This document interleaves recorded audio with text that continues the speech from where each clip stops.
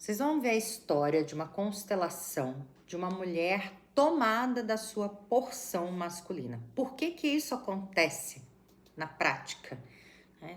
Por que que a mulher se desconecta do feminino e se conecta com a sua versão masculina? Essa é uma das razões, tá? Existem inúmeras histórias e essa é uma história que eu vou compartilhar com você dessa mocinha aqui que foi constelada.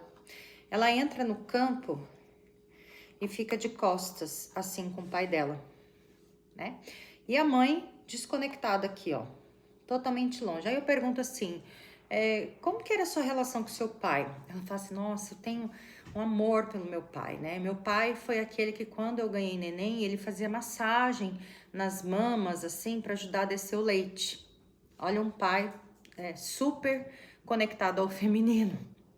E a sua mãe? Ah, minha mãe era a prática da história. Minha mãe que ajudava a sustentar a casa, minha mãe que resolvia os problemas financeiros. E eles brigavam muito, né? E eu achava que minha mãe não era boa pro meu pai. Meu pai era muito bom para ela, mas a minha mãe não era boa pro meu pai. Aqui começa o primeiro princípio dela se desconectar do feminino e ela se conectar ao pai. Porém, nessa postura de costas com costas, não é uma indicação única, né? Mas na postura que ela estava, ela carregava nas costas dela os emaranhados do pai. E daí abre no campo uma outra história, porque a questão dela era: eu só me dou mal com os homens.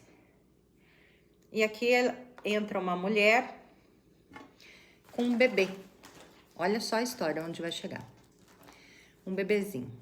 Eu falei assim, ela falou assim, mas quem é esse bebê? Quem é essa história? Eu não tô reconhecendo isso. Né? E essa mulher, aqui o pai dele e a mãe dele. E essa mulher olhava com ódio pro pai e pra mãe desse pai, porque é o vô e a avó dela, né? E ela falou assim, mas eu não tô entendendo o que tá acontecendo. Eu não tô entendendo, isso é uma constelação com pessoas, tá? Eu não tô entendendo o que tá acontecendo. O que que meu avô e minha avó, vou virar aqui para vocês verem, o que que meu avô e minha avó tem a ver comigo? O que que essa mulher tem a ver comigo? Quem é essa mulher? E daí apareceu que essa mulher foi um primeiro relacionamento desse pai. E por uma interferência do vô e da avó, esse pai não pôde ficar com essa mulher. Deu a sensação, o pai não estava lá, nem o vô e a avó, que ela não tinha condições, não estava à altura da família. Eu falei, é assim mesmo na família do seu pai? É assim. Lá os casamentos são escolhidos para quem tem os princípios corretos, né? Como se as mulheres e os homens, eles precisam ter... são famílias de posses, né? Então não é qualquer um que entra no clã. Tem que ser bem escolhido. E essa mulher olhava com muito ódio para a sogra. Eu falava, como é que foi suas relações com a sua sogra? Ela falava, sempre um desastre, né? Ela, sempre uma tragédia. As minhas sogras sempre me odiavam, sempre competiam comigo em relação aos meus parceiros. E o que você sente em relação aos seus parceiros? Eu sinto muita raiva. Ao mesmo tempo que eu amo, eu sinto raiva. E essa mulher aqui, que foi a primeira esposa, né? A primeira mulher, a primeira namorada, o primeiro amor do pai dela, que não foi esposa, ela sentia muita raiva da sogra e muita raiva dele. Tinha muito ódio no campo. E eu falei, esse ódio que você sente, essa raiva é dela, dessa primeira namorada do seu pai, que não pôde pertencer ao sistema. Você não tem essa sensação de ser excluída, de não pertencer a essa história, de tentar pertencer a uma família e ninguém te querer? Eu falei, tem. Ela falou, tem, é exatamente isso. Então, ela espelhou o destino do pai, os emaranhados do pai. Por quê? Porque se julgava melhor para o pai que a mãe. Se colocou como a mulher do pai. Olha isso, gente. Olha isso. Não se colocou no lugar de filha por amor a esse pai. E daí a gente resolve a situação e vamos trabalhar a mãe. Aqui vem a questão principal. Quando ela vem para cá, ela fala assim, não consigo me conectar com a minha mãe. Não tem conexão, né? Não tem. Essa mulher aqui, só para vocês saberem, ela teve provavelmente um aborto que apareceu no campo, tá? Por isso que tinha um bebezinho ali. Ela fala, não consigo me conectar, minha conexão é com o pai. Então, quando ela se conecta com o pai, ela espelha o mundo dela nos olhos do masculino. Então, ela não tem segurança em ser mulher. Ela se tornou a melhor aluna da sala, a menininha do papai, a filhinha do papai. A filhinha que se distanciava do universo feminino para não ficar no universo da mãe. Mas o que acontece? Ela falava assim, minha mãe parece que quer me prender, parece que eu sou oprimida pela minha mãe, parece que eu tenho que viver num universo, viver cuidando da minha mãe. Minha mãe quer me controlar, eu sou controlada pela minha mãe, então eu preciso fugir dela. E ela fala, né, que ela tentou no primeiro casamento fugir de casa, se casando, ela tentou numa segunda relação fugir de casa, ela tentou através das profissões fugir de casa, ela tentou se mudar de estado, mas tinha um vínculo forte de ter que cuidar dessa mãe, então ela não conseguia sair de perto. Ao mesmo tempo que ela queria fugir, se casando, ela voltava para perto da mãe, mas sentia uma sensação de impotência, então ela se desconectava. Então aqui vem uma postura de amor interrompido dessa mãe com a própria avó. A avó não nutriu essa mãe não nutriu ela, e quem nutriu ela emocionalmente foi o pai. Então, é uma geração de amor interrompido, né? E aqui a gente vai para bisa, para tataravó, para todo mundo. Amor interrompido atrás de amor interrompido da mãe, que é a mãe olha para o bebê e não consegue olhar. Ela dá atenção, ela alimenta, ela cuida, mas ela não está emocionalmente disponível, porque ela está presa nas questões dela. Então, essa mãe não estava emocionalmente disponível. Eu perguntei, né? E qual é a sua questão? Sua mãe? Minha mãe sempre teve depressão, minha mãe sempre foi muito nervosa. Eu lembro de criança, minha mãe contando, né? Brigando com meu pai, era um caos em casa. Então, era uma criança, essa menina cresceu identificada com quem era uma figura emocionalmente mais segura para ela, que era o pai. Porque a mãe não era uma figura emocional. A mãe era uma figura que dependia emocionalmente dela. Então a mãe projetava algo nessa menina, que a mãe dela estava buscando a própria mãe na filha. Olha a inversão, né? E a criança sente, como assim, eu vou ter que cuidar de você agora? Então essa filha buscava o pai, a segurança de pai e mãe, e desconectou-se do feminino.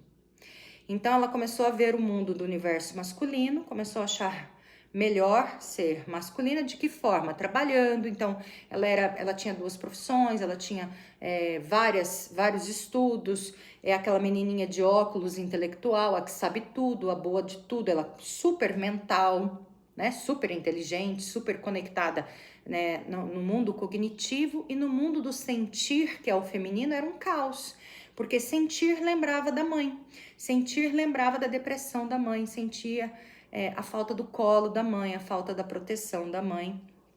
E vou tirar o vovô e a vovó aqui, e essa outra mãe. E ela entender que em algum momento essa mãe também a nutriu, né, na alma dela vai ficando pequena. E eu falei, vai procurando um lugar onde sua mãe te nutriu. Vai procurando um lugar onde sua mãe te nutriu. Ela falou assim, eu lembrei de uma vez, quando eu tava passando por uma situação muito difícil, né? Minha mãe foi rezar comigo. Ó, o elo do feminino. Minha mãe passou a madrugada rezando comigo, a gente passou por uma situação muito complicada, né? Eu com o marido e tal. E minha mãe passou a madrugada rezando. Aqui conectou a alma. Ela chorou, lembrou dessa mãe. Lembrou dessa conexão da força materna e da força feminina na alma. Não mais a mãe que nutriu financeiramente, não mais a mãe indisponível amorosamente, não mais a mãe que brigava com o pai. E ela consegue sair do meio do pai e da mãe e fica alinhada ao feminino. Ela disse assim, às vezes eu só achava minha avó melhor que a minha mãe. Eu falei, não, você não achava sua avó melhor que sua mãe. Você estava trazendo a sua avó para sua mãe. Né? Aqui é o processo de compensação que a filha faz para unir a avó com a mãe ainda. Isso é bem complexo. Então, quem que tem que se conectar? A filha com a mãe, tomar o feminino da mãe. E quando toma o feminino da mãe, vem da avó, vem da bisavó, faz o alinhamento de todas as antepassadas. E a filha, né, as filhas dela se conectam ao feminino dela. E aí volta a fluir o feminino. E essa mulher se identifica com a sua força de mulher e não mais precisa ser aquele ser intelectualizado, aquele ser cognitivo que precisa mostrar o seu valor.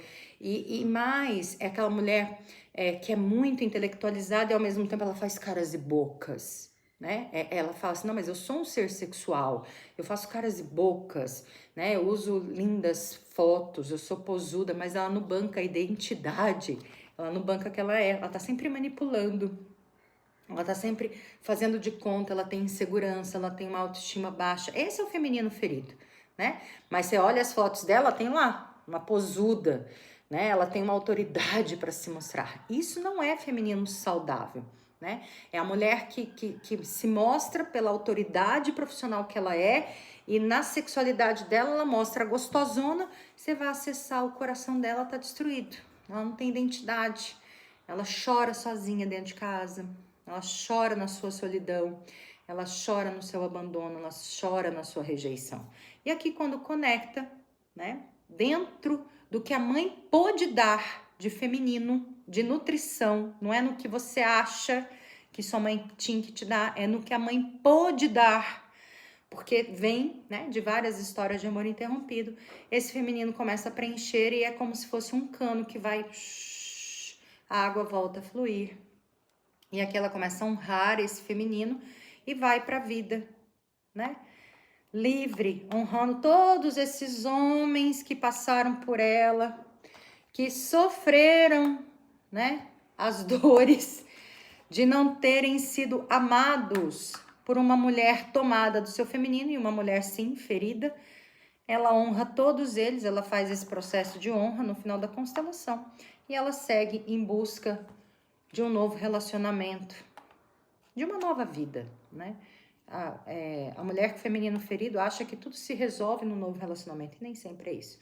Mas ela olha para a vida, e aqui ela estava num novo relacionamento, por isso que a gente colocou esse rapaz. Mas é isso, é olhar para a vida tomando esse pai e essa mãe, ajustando, né, os símbolos internos, que o pai foi forte, sim, que a mãe também foi feminina, sim, e que o marido da mãe é o pai dela, mas é só o pai, mas a mãe é casada com o pai e eles são apaixonados daquele jeito, naquela confusão mesmo, e tá tudo certo, né? Então, feminino e masculino vai muito além do que se diz por aí.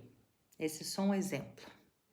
Que seja uma contribuição para você, a constelação dessa jovem, né? Que lindo processo de cura, que ela abençoe também o feminino de vocês através dessa linda história.